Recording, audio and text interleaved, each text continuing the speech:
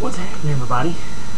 John Coffee here to do my first solo review in a long time. I haven't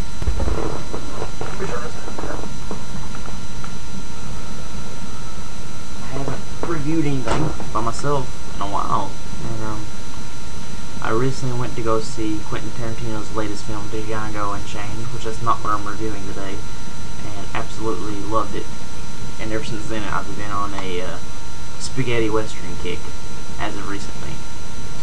And just today, I picked up this right here, which is from Mill Creek. It's the spaghetti western 2-pack, which has Yoma, starring Franco Nero, and the Grand Duel, starring Lee Van Cleef.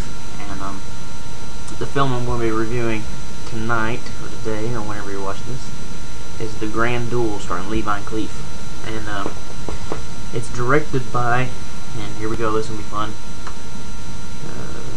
Giancarlo Sante, who was Sergio Leone's assistant director on like Good, Bad, and the Ugly and Once Upon a Time in the West.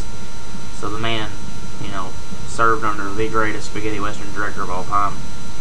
And basically, Lee Van Cleef plays an ex-sheriff named Clayton, which is kind of funny because it's my dad's name, who presumably is going after a man named Philip, and we assume that Cleef is now a bounty hunter who is after the $3,000 reward on his head.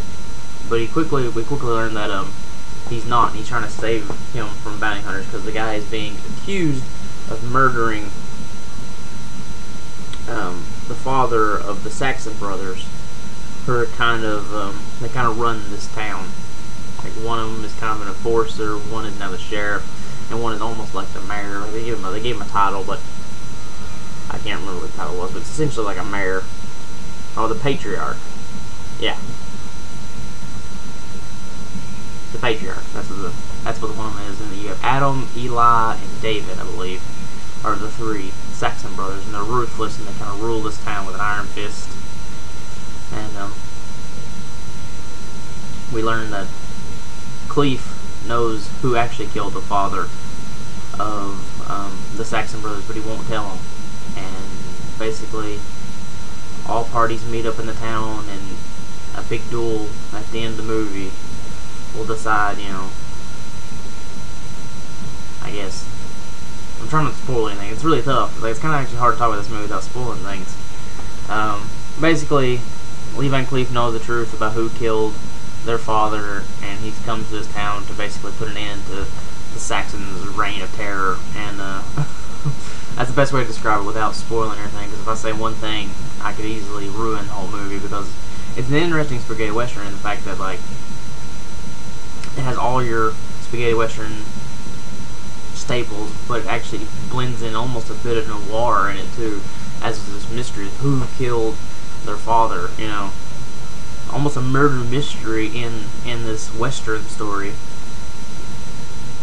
And it makes for quite an interesting tale. Like, when I bought this 2-pack, I bought it because I wanted to see Chioma, because it stars Franco Nero, and it's directed by Enzo Castellari, who I think is one of the most underrated Italian directors, because he directed The Big Racket and Inglourious Bastards, which are two of the greatest Italian action films out there.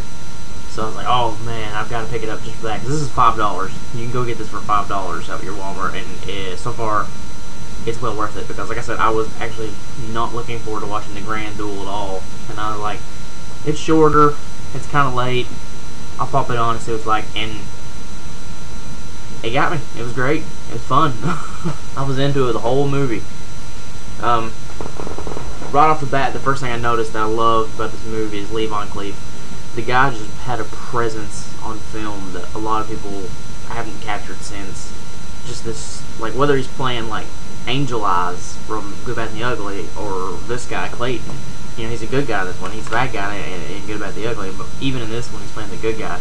He just, when he's on camera, he just absorbs all the attention. He's so bad at it. Like, he's walking, and he's almost dressed identical to Angel Eyes. He's got the black jacket, the pinstripe pants, the black fedora hat, kind of hat, and he just Like, you're looking at him like, man, that is so awesome. Smoking his pop. He's such an awesome. He has such an awesome look, and to back it up, chops. You know, he can act. Even though this movie is really badly dubbed, like it's one of the worst Italian dubs I've ever seen. And he just like pours confidence and coolness. That's the only way to describe it. And then after you get Lee Van Cleef just being awesome. Like, the opening scene is awesome. Like, they roll into this kind of bandit town, like where these bounty hunters kind of rule this town. It's not really a town, it's more like just like a tavern. And Lee Van Cleef's character is riding a stagecoach, and he's looking for Philip, which is ironic. It's kind of funny because, like, Clayton's my dad's name, and Philip's the name of my best friend, so it's like it's a movie made for me. But he gets there, and they're like, nobody gets out of the stagecoach, and Lee Van Cleef starts to get out, and he's like, no, he said nobody get out, and he just looks at it and goes, well, I'm thirsty, and gets out and just starts walking. Like, this guy, like, puts his gun up, like, he's gonna snipe him, and without even looking, he just puts his hands up and waves him off. Like, he just knows he's there, he doesn't even have to look. It's just so awesome, and the main theme kicks in, and it's very reminiscent of, like, almost a combination of, Once Upon a Time in the West and For a Few Dollars More, and it's the way it's kind of put together. Not saying it's a rip-off, it's really a combination of those two themes in a way. Like, with the harmonica, like when Once Upon a Time in the West, and kind of the way the structure of the song reminds me of For a Few Dollars More thing. Great piece of music, and there's some really good pieces of music. There's a couple, like there's a really silly piece of music in it that I don't think was needed. It's kind of banjo-y. It was a little iffy, but other than that, most of the music in this movie is fantastic. And the locationing and the act, well, you know, other than the dub, the acting is good. But there's some negatives to it. I mean, it wasn't perfect. The two biggest problems I have with this film is, one, the villains. One villain, Adam Saxon, is really good. Like, he kind of, like, from the first time you see him, you definitely get the sense of, like, yeah, this guy isn't good. He's bad. He's a complete and utter villain. David Saxon and Ella Saxon are a little weak.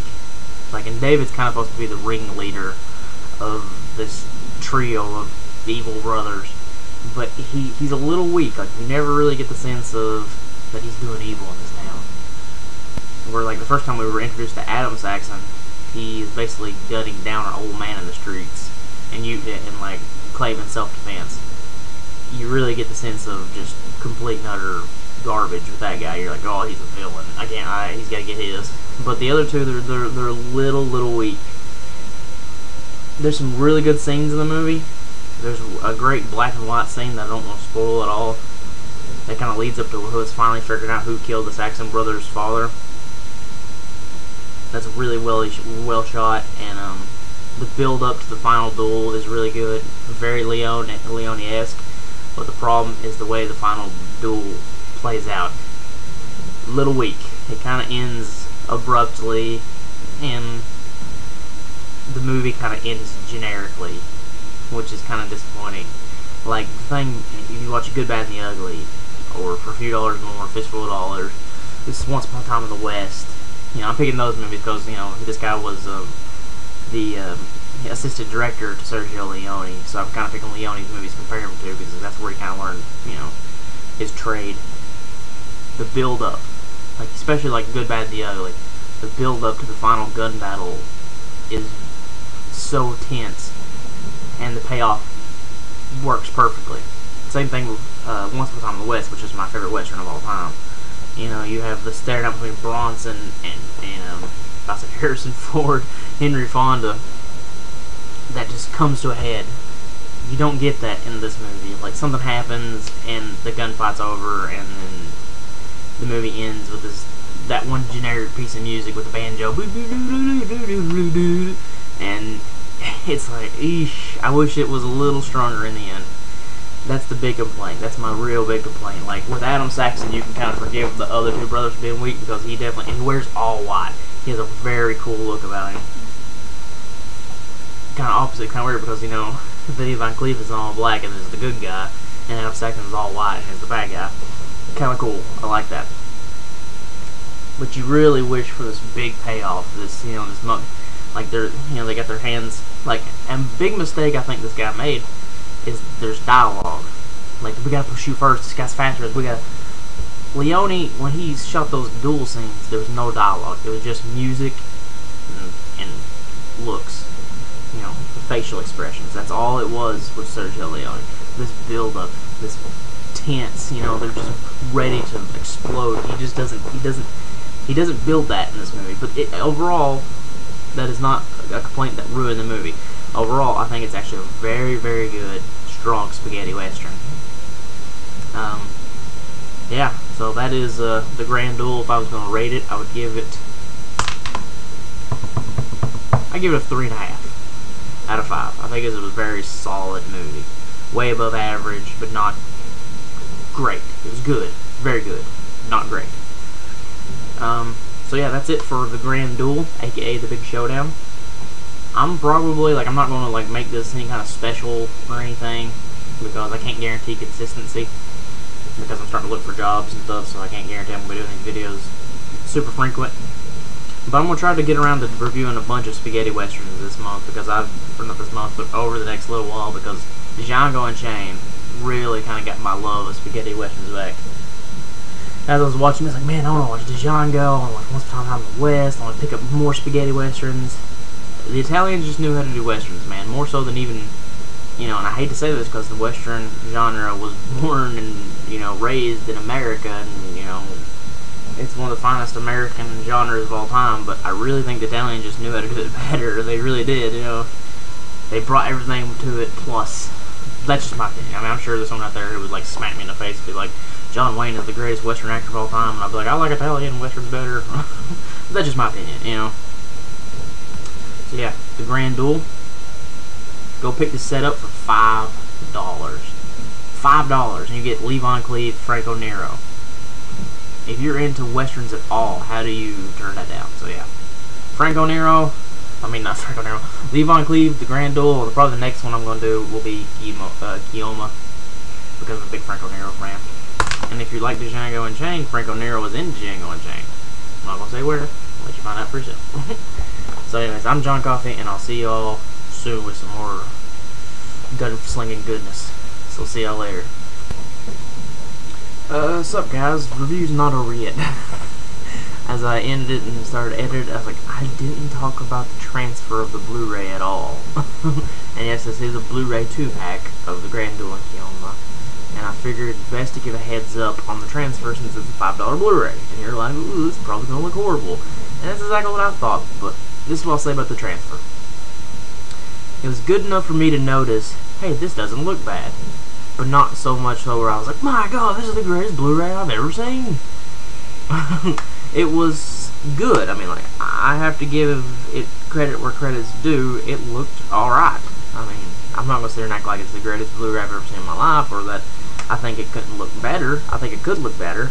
But as a whole, I was actually for it. This is a Mill Creek release. We all know Mill Creek.